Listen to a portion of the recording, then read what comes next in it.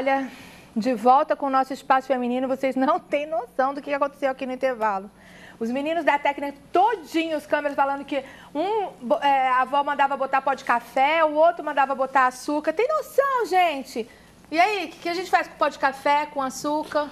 Olha, eu diria que para convidar um amigo é sempre bom, mas nunca para utilizar em termos de queimadura, se esse amigo for utilizar a cozinha e queimar-se. Não, foi perfeita a sua colocação.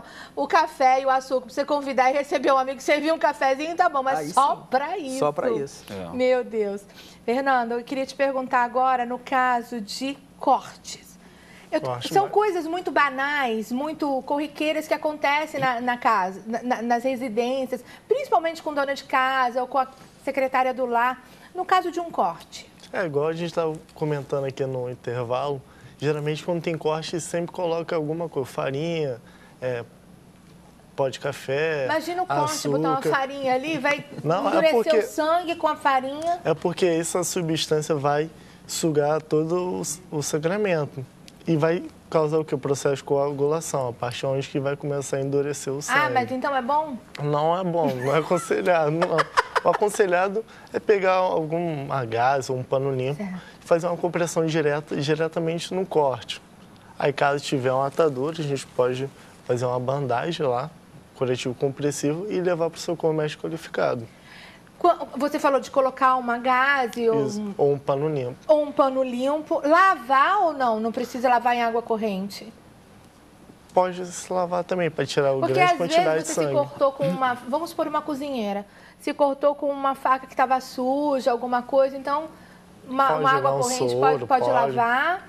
E outra coisa que eu ia te perguntar, estanca, aperta? Vamos supor que eu cortei minha mão, aperta com alguma coisa o pulso ou não? Não, para parar o sangue? Mas o que a gente pode fazer é elevar o membro, para dificultar o fluxo sanguíneo. O fluxo sanguíneo, entendi.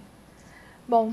A gente está falando dos acidentes e incidentes mais corriqueiros. Fraturas. Tipo assim, a pessoa torceu, mas aí você não sabe se quebrou, se não quebrou. O que é indicado? As fraturas, elas podem acontecer em qualquer lugar. Digamos, uma pessoa vai descer o degrau do ônibus. Então está sujeito a ter uma entorse, que possivelmente dessa entorse pode resultar numa fratura. A pessoa vai adentrar o mar e chega num ponto onde a correnteza está muito intensa, se a pessoa faz um movimento brusco com o corpo e pode romper, pode ter uma fratura. A pessoa vai utilizar um martelo para bater num prego e proporciona o deslocamento, a gravidade levando com que a forma de bater no prego atinja uma parte do dedo. Enfim, a fratura, às vezes a pessoa sempre acha que não vai acontecer, mas é possível sim. E no caso da fratura, o primeiro momento é a pessoa pedir para que alguém consiga fazer com que haja a utilização de gelo no local. Engraçado, a gente está falando sobre isso, então acho que vale a pena colocar. Uma vez eu estava indo ao banco e a hora que eu saí do banco eu caí, a calçada estava totalmente irregular, estava de salto, caí em cima do joelho e fraturou a patela. Isso. A dor da fratura é uma dor muito intensa. Eu estava sozinha e eu não consegui fazer nada. E estava assim, finzinho de expediente, não passava ninguém. Eu passei a mão no telefone e liguei pro meu marido. Mas tipo assim, eu quebrei a patela, foi no joelho. Eu não sei se o procedimento que nós tivemos, ele veio, me ajudou a levantar. Eu tive que ficar no local esperando ele chegar, mas era do lado da minha casa. Ele veio com o carro e me colocou dentro do carro e me levou para o hospital. Mas, às vezes, uma atitude dessa não pode piorar o quadro? Sim.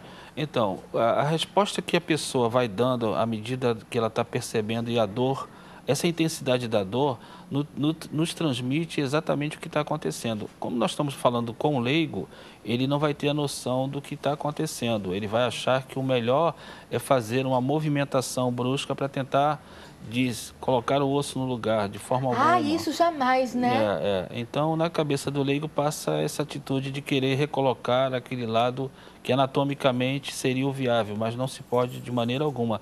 Tem que deixar, porque já que perdeu a sequência anatômica, tem que deixar do jeito que foi encontrado essa fratura. Não mexe. Não mexe. Não vou fazer igual o caso da queimadura que eu coloquei na água fria, Sim. ou igual o caso do corte, que eu posso colocar uma atadura, um pano limpo. No caso da fratura, eu não faço nada. É claro que depende muito do risco. Se for dentro d'água, nós temos que fazer de tudo para retirar a pessoa, porque ela não tem mobilidade para se locomover. Então tem que puxar a pessoa de qualquer maneira, entre aspas, para poder tirá-lo da condição de causar o afogamento. E no carro? Dentro do carro, então tem que se aguardar, verificar sempre as condições de risco iminente, conforme o Douglas colocou no início, para o socorrista e para a vítima. Se houver a condição dessa pessoa perceber que vai haver explosão, então não tem como utilizar o recurso de resgatar a pessoa puxando, obviamente, pelo risco da explosão e tentar sair o mais rápido. Como é que um leigo vai saber se tem risco de explosão ou não? Por incrível que pareça... É claro que a gente também é leigo, mas não é... A gente vai ver que se está com vazamento de combustível, a gente vai ver o risco. Se iniciou uma chama... A gente vai ver que apareceu uma chama, está com risco. Sim, é questão da percepção. Toda pessoa que tem um veículo, ela sabe mecanicamente, ela pode não ser o exímio mecânico, pode não ser o mecânico, mas ela sabe dos riscos que possivelmente aquele veículo, seja ele de grande, pequeno, médio porte, poderá trazer para a pessoa que está na função de condutor e o passageiro. Então, alguém vai ter a atitude de mostrar-se que ele tem conhecimento básico também da mecânica e saberá ter uma atitude corretamente na mecânica. Agora, separando o que é do carro mecânico e da pessoa, ele vai analisar que haverá o risco de explosão. E no risco de explosão, infelizmente, se a pessoa tiver mais de uma fratura, é aquela condição. Se não retirar, a pessoa vai morrer queimada ali, né? A gente identificou que não tem risco de explosão. Então, é aguardar a presença do corpo de bombeiro, que são as pessoas especializadas para fazer a retirada. Não retira? Não retira de maneira alguma. Mesmo se eu tiver presenciado um acidente num lugar ermo? Eu citaria o exemplo, acredito que todos nós venhamos lembrar, aquela passarela que o caminhão passou. Sim, aquele caso que nós vimos. Exatamente. E a passarela cedeu. Isso, aquela senhora não ficou o tempo necessário ali aguardando o socorro especializado. Então, mais ou menos pegando esse exemplo, seria que numa outra atitude, não tendo a passarela, evidentemente, é manter a pessoa dentro de um diálogo, conversando o tempo inteiro, mantendo ela consciente e aguardando o socorro especializado sempre. Na possibilidade de um socorro não vir e você ter que levar o paciente, em último caso, você acaba tendo que fazer? Tirar a pessoa... Sei lá, estou falando de carro, mas pode ser...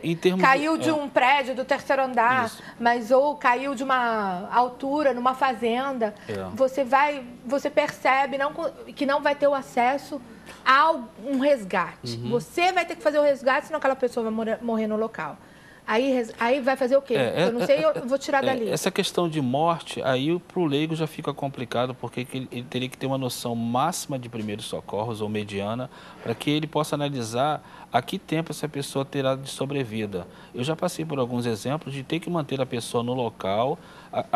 O grupo de pessoas que observavam, os curiosos, não entendiam essa questão e, como o Fernando bem colocou, nós temos que ter um diálogo abrangente.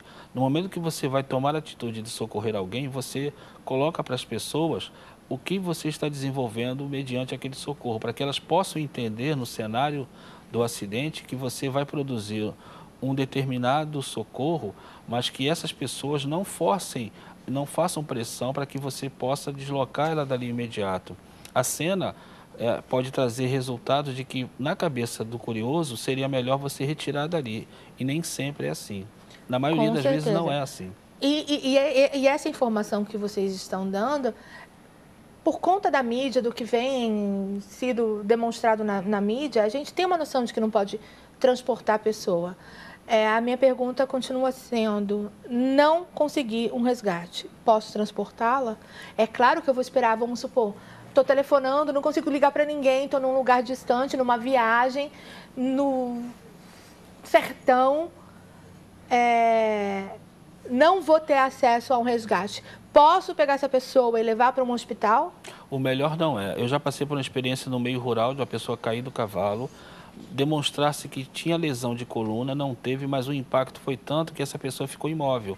Então, deu para você imaginar que podia ter sido lesão de Poderia coluna. ter sido. Então, as pessoas daquele momento que viram a cena da queda da pessoa do cavalo, porque ele estava em velocidade, pediu a todo momento que retirasse a pessoa do chão. E, na verdade, foi uma pressão do qual eu tive que explicar para as pessoas que a melhor maneira seria aguardar. E, naquela época, como não havia UTI, tivemos que transportar num carro que ainda não... Então, pode ser que chegue numa situação extrema de você ter que fazer alguma coisa, Sim. ou a pessoa vai ficar largada lá e não vai ter socorro. No centro urbano, nós podemos Não, aguardar acho o que isso tempo não necessário. acontece, né? No meio rural, a complexidade vai aumentando. Então, é importante que a pessoa, nos conhecimentos de primeiros socorros, ela possa aprender que o melhor seria não transportar, mas colocando esses exemplos, vai chegar a ter que ter essa atitude. Entendi. Douglas, a gente até começou, você já deu uma pincelada sobre afogamento. Nós já sabemos. Nas praias dos grandes centros, chama o salva-vida, busca socorro, liga para onde tiver que ligar. No caso de lugares distantes, porque a maior fatalidade acontece em lugares assim, aquelas praias, eu gosto de praia selvagem, vou numa praia distante, e aí você está lá numa turma e aconteceu um afogamento. O que você faz? Uma dica é tentar retirar ele da água com a melhor pessoa que esteja mais capacitada ali. Mas o mais importante é trabalhar na prevenção. Né? Se eu estou num grupo de amigos, sei que pessoas não sabem nadar ou que o mar esteja batendo, então trabalhe na prevenção, fica na beirinha. Melhor coisa que você vai fazer é não entrar na água, fica ali. Porque se você entrar, você corre o risco de se afogar junto com a pessoa que está se afogando. Com certeza, porque a pessoa que está se afogando, ela está no estresse emocional do medo, então tentando se salvar. Qualquer pessoa, mesmo que é um nadador, que não tem alguma técnica, ela vai agarrar e vai tentar se salvar. E tentar se salvar, ela vai fazer o quê? Ela vai botar a pessoa para que está tentando se salvar para baixo. Então, o que a gente pede? Uma pessoa está se afogando, a gente estende alguma coisa que tenha propriedade de boiar. Claro, da melhor forma possível, que não vai ferir a vítima. Não adianta eu pegar uma coisa pesada, boia, aí eu bate na cabeça do Fernando, uma prancha de... Meu Deus do céu. Tem surfistas na área, procure surfistas, porque eles dão um apoio legal, pelo menos para a vítima se acalmar e você retirar a vítima calma do mar. Senão, pode se tornar mais uma vítima, sim. Tirei a vítima. O que eu faço? Está afogada e o lugar é distante. Aí tem que ter um conhecimento, não tem jeito. É mesmo? Por quê? O afogamento, ele trabalha em graus. Né? Do grau 1, do resgate, porque a vítima sai da água falando, dá para ser liberada. Do grau 1 ao grau 6. Ela perde a consciência? O grau 6 a gente chama de parada cardiorrespiratória. Né? A vítima não tem pulso, não tem batimento cardíaco e não tem respiração. Aí executaremos a RCP. Tem que ter um conhecimento mínimo desse procedimento, senão... E na verdade, a gente vai até demonstrar ainda Sim. hoje aqui o caso de você encontrar... É uma parada respiratória? É uma parada cardiorrespiratória, né? Parada respiratória é ausência de respiração. A cardiorrespiratória é ausência de batimentos cardíacos e de movimentos respiratórios. No caso do afogamento, você falou que ele se apresenta em vários graus. Sim. Um grau que não seja esse último, esse mais grave, mas que a pessoa, ou pelo cansaço, ou pelo estresse, amoleceu e está aí apresentando um desmaio. Não sei se é ou não desmaio, mas também não sei medir se tem, não sei medir nada. Mas dá para medir se ela está respirando? Dá porque você vai encostar perto? Dá, porque a gente vai encostar, né? Nesse caso, a gente faz ver, ouvir e sentir.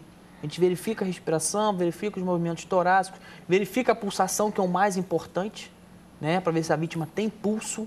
Se a vítima não tiver pulso, aí complica muito a situação. Por que eu te pergunto? Porque a gente está cansado de ver filmes que tem afogamento, a pessoa bota as coisas para fora e volta como se nada tivesse acontecido. Isso nesse acontece? caso é só o resgate. O resgate e o grau 1, porque a partir do grau 2 já é a aspiração de líquidos. Então a vítima já emana, já libera, além da água que vem do estômago, libera aquela espuma. Por quê? Aquela espuma sai com oxigênio, né, e a água. Então ela nunca vai sair água normal, aquela água límpida, ela vai sair com espuma. Aí do grau 2 para o grau 6, aí já complica muito, tem que ter um apoio médico. Uma equipe avançada, porque necessita de oxigênio, às vezes vai necessitar de observação hospitalar por de 6 a 24 horas, internação em CTI, do grau 2 até o grau 6.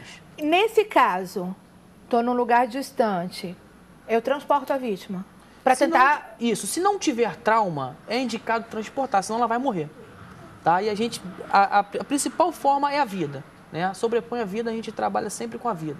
É a vida da vítima. Eu boto essa pessoa num carro e vou correr para o hospital mais próximo. Não é indicado, mas se não tiver trauma, se for o último caso a ser feito, ou ela vai morrer ou você vai transportar. É porque a gente mora no litoral, nós estamos aqui numa região de litoral.